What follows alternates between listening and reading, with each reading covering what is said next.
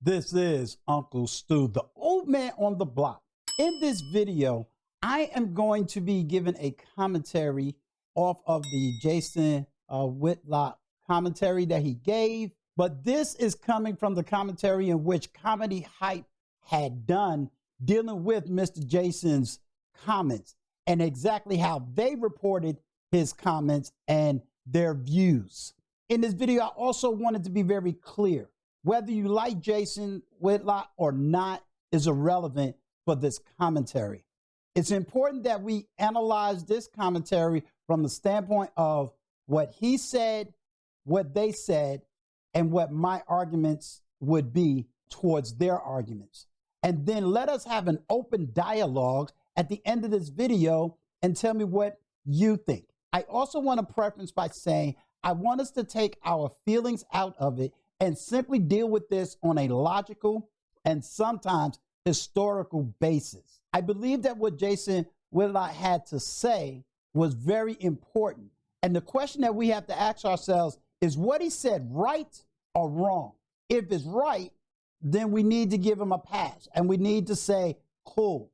If it's wrong, then we need to be able to argue about what he said that is wrong. We have a very strong and serious situation within the African American community. We have an extremely high divorce rate. We have an extreme poverty rate. We are behind academically, economically, and socially in the United States of America. And we need to be able to figure this out and fix it quickly. But before I get into further commentary, let us first get a portion of what was said on Comedy Hype News, and I'm using that video as fair use. So let us first get into what did Comedy Hype report. Let's look at this video. Last night, sports analyst Jason Whitlock will respond to all the controversy he's received after saying the event was a byproduct of communities controlled by single Black mothers. Whitlock would double down on his initial statement, claiming that America has a growing preference for female authority and alternative family structures, which he considers dangerous. On his show, Whitlock said Black urban areas are dominated by matriarchal rulership. It is an utter failure and disaster. These areas all operate similar to Memphis. Crime is astronomical. Young men settle their differences with deadly violence. Academic performance hovers at a record low. Illegitimacy rates skyrocket. So you heard exactly how she reported and what he had to say. The first question we have to ask ourselves, is he right or is he wrong?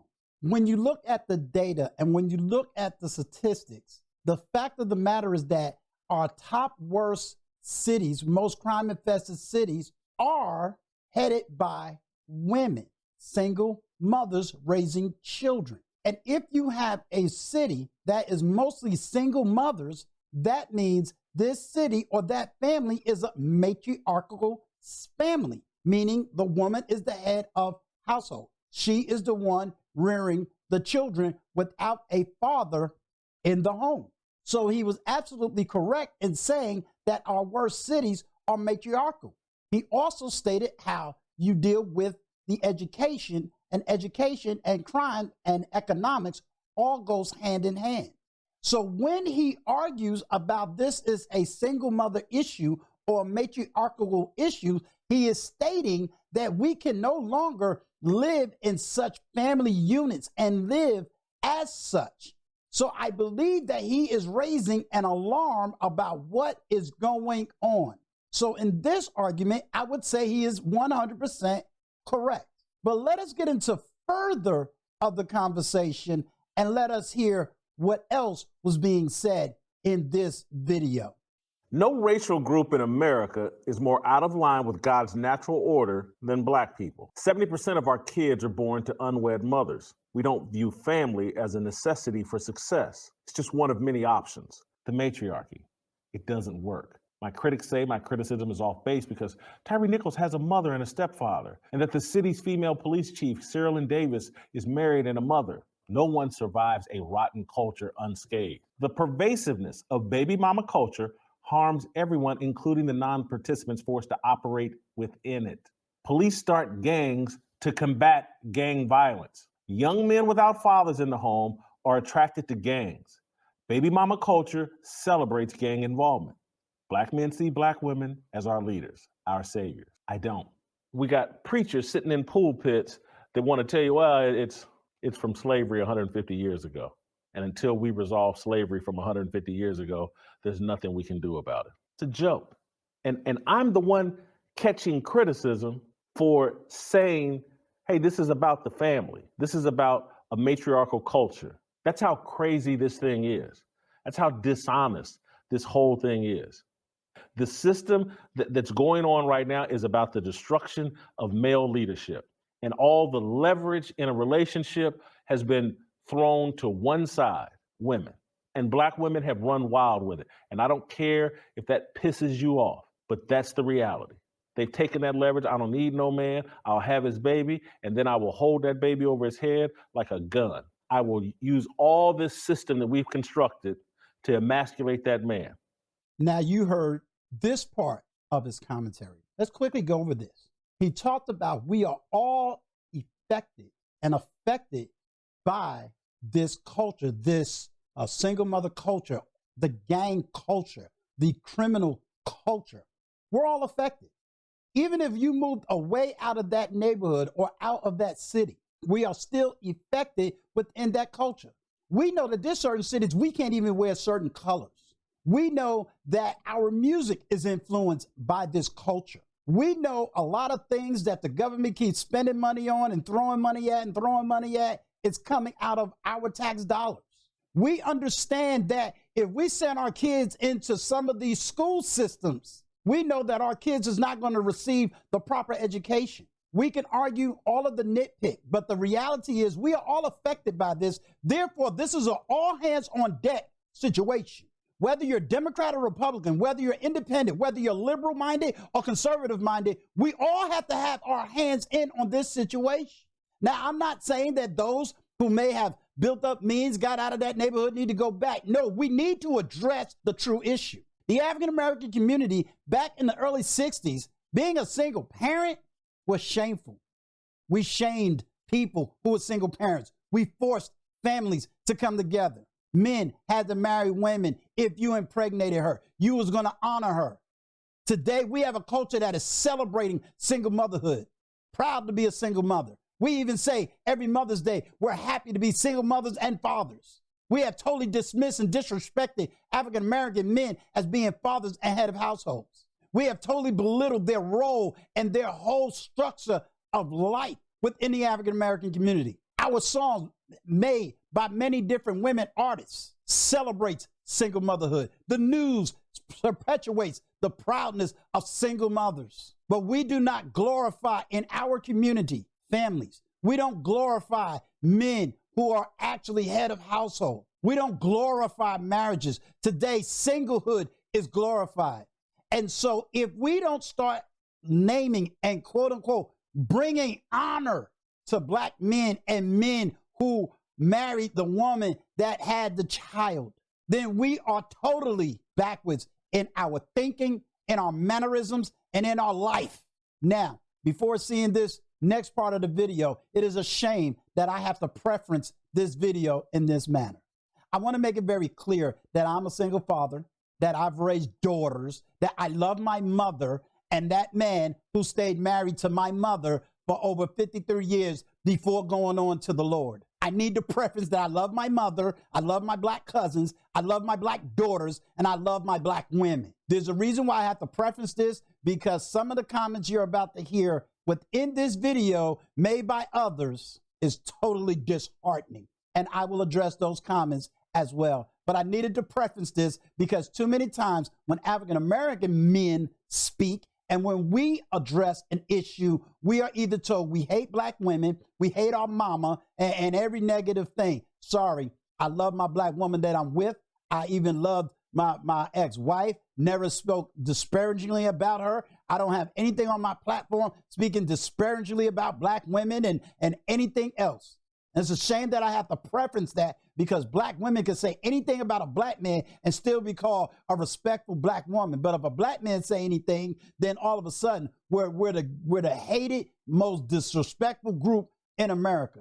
In the words of ABL, I digress. Let's now get into this video. But Pierre, I want to come to you. What's your reaction to what Jason said? Yeah, He's right. It's tough for a woman to run a household, but that's the whole thing of the system has pulled the black man out the family. They did it, it's purposely done because they know it's rougher for a woman to raise her whole family. So the system has made that. He's asking for the people, the victims in it to pull themselves up by their bootstraps. He's not blaming why they're in their situation. Here is one of the parts in which I have a strong debate again. I heard the clips that they played, and I played those clips for you here. Never once did I hear Jason Whitlock say to pick yourselves up by the bootstrap. Never once did I hear him say he's blaming the people for the situation that they're in, that they need to figure it out. He never said any of those things. So where did he come up with these concepts or thoughts or theories when he never said any of those things? We have to be careful when we are analyzing a video or analyzing a speech. We have to be careful as to what someone says and not to imply or put in things that people never said. Jason never, ever, ever said anything about pick yourselves up by the bootstraps. According to what I've seen on this particular video, which you have seen, he's merely stating what the issues that he sees going on in these cities and exactly what his position is in the sense of why things are happening in the manner in which they are happening. In this video, he never purposely, or I never seen him say, well, it's your single mother's fault. He merely was stating facts that we have to now look as evidence. So I have a strong disagreement with him when he says, well, he wants people to pick themselves up by the bootstraps. That is not what he said. But let's listen at why I made my introduction the way I made my introduction. Let's hear another part of this same video. Capone, let me bring you in. I'd love to get your reaction after seeing this clip. I know we talked about it yesterday, but now we're seeing him respond to the controversy. What's your reaction? It just pissed me off even more because this dude is, some woman, maybe his mother or somebody used to abuse him. He is really, really fixated on the hatred of black women, period. So I'm just pissed off just being a black man listening to this fool. This is the reason why I preferenced my introduction to this latter part of this video by first establishing that I have a black wife, that I have black children, that I love my black mother, that may my father rest in peace, they was married for 53 years, that I have black cousins and black aunts, and I love black women. Because it is sad that I, as a veteran of the United States Army, who was willing to fight for the Constitution of the United States to allow people the freedom of speech, that when it comes for African-American men to speak, we have to be shamed. This man shamed and used epithets like he hates his black mother, all because he gave a critique to African-American women. My question to this comedian and my question to all of you, is this same epithet thrown at black women when black women critique black men? The answer to that is no. Do they sit there and shame black men? Where is these epithets when a black woman marries outside her race? She is celebrated. But if a black man marries outside his race, he is humiliated. That's called hypocrisy, sir. If a black woman says she don't like a man that dresses this way, acts this way, speaks this way, she is called a hero. We don't say anything. But as soon as a black man says these are his preferences, or this is what he likes or loves, all of a sudden, somehow he hates his black mother. Do we as black men don't have a right to set a standard for ourselves individually or set a standard for ourselves collectively? Why do we have to be shamed for merely speaking our intelligence? These shaming tactics by us as men have to stop. Once again, address the argument. Why do we have to continue with these belittling terminologies and these belittling statements and then saying, well, the only reason why he's saying it is because he hates his mother or some black woman hurt him? So can we equally say that when black women do things that is harmful to the community, do we have a right to say the same thing? Or does it only apply to one side? We need to stop this one-sided argument on a continual, habitual basis. Yes, I said the same word. That means practically the same thing. Why, sir? You, in later part of this video, which I won't show here, I'll do it in another video, you articulated the Willie Lynch letter. So of everybody on that panel, you should know better. You should know better. You cited the entire Willie Lynch letter and then fell victim to the very thing you said you know. I believe, sir, this needs to be corrected. I think this deserves an apology, not only to him, but to African-American men who is fighting for their individual rights to be heard. Black men has been silenced and shamed for the last 30 years. We was silenced and shamed in 1995. It's called the Million Man March, sir. We were silenced and shamed for so long that now they have to go underground, better known as social media, because they have been silenced. And now that they're finally able to speak, here you come shaming their voice and saying that they hate their mother. Don't you think black men is tired of that I hate my mama stuff?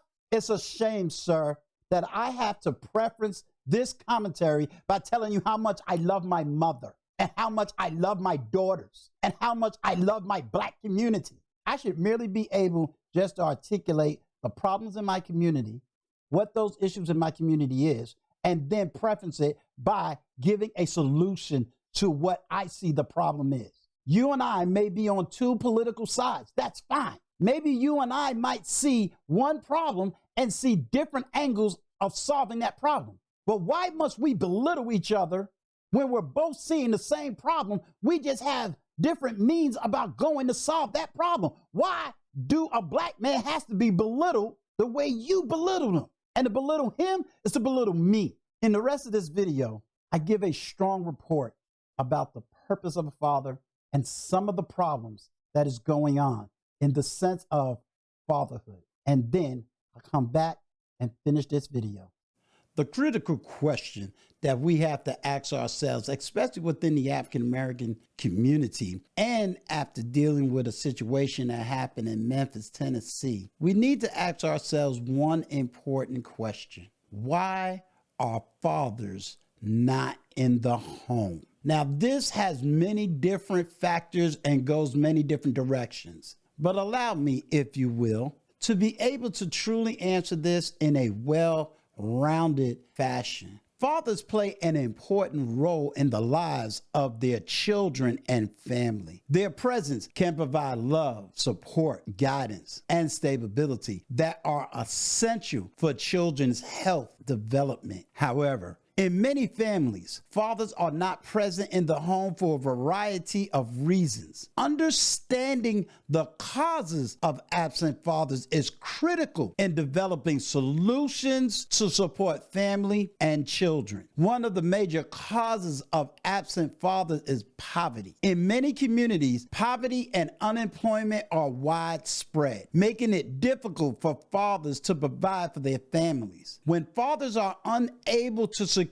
stable employment and provide for their families, they may feel overwhelmed and powerless, leading to stress, depression, and substance abuse. These problems can further strain relationships and increase the likelihood of separation and divorce, leading to further absence. Another factor that contributes to absent fathers is the criminal justice system. Mass incarceration has had a disproportionate impact on communities of color, leading to high rates of fathers' absence in these communities. When fathers are incarcerated, they are unable to provide emotional and financial support to their families, leading to increased stress and instability. They can also have a long-term effect on children, leading to poor educational outcomes, behavioral problems, and difficulties forming healthy relationships in adulthood. Marriage and relationship problems are also a common cause of absent fathers. When couples experience conflict, separation, or divorce, fathers may not be present in the home due to the child custody disputes or support issues. In some cases, fathers may also choose to leave the family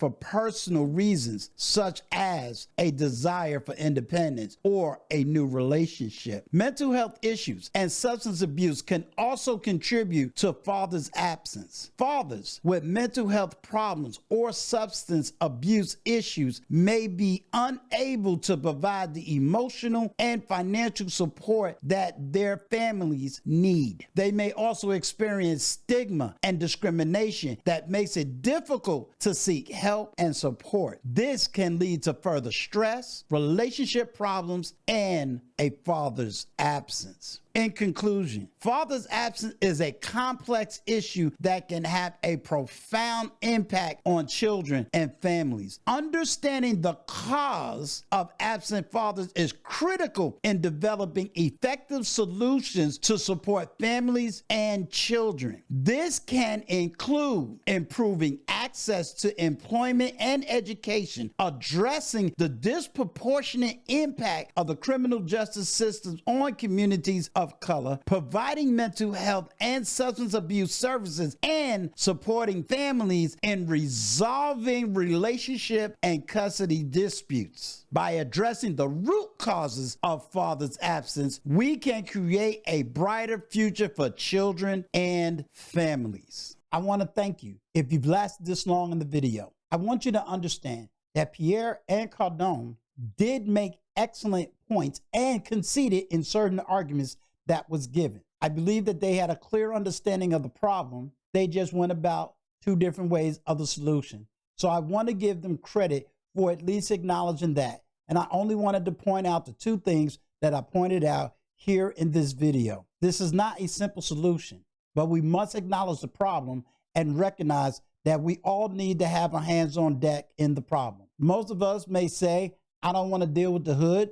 Most of us may be working on our purpose, and that's fine. But we all have to acknowledge that in some shape, form, or fashion, this touches all of us, whether it's now or later. So we all have to put an all hands on deck in order to solve this issue.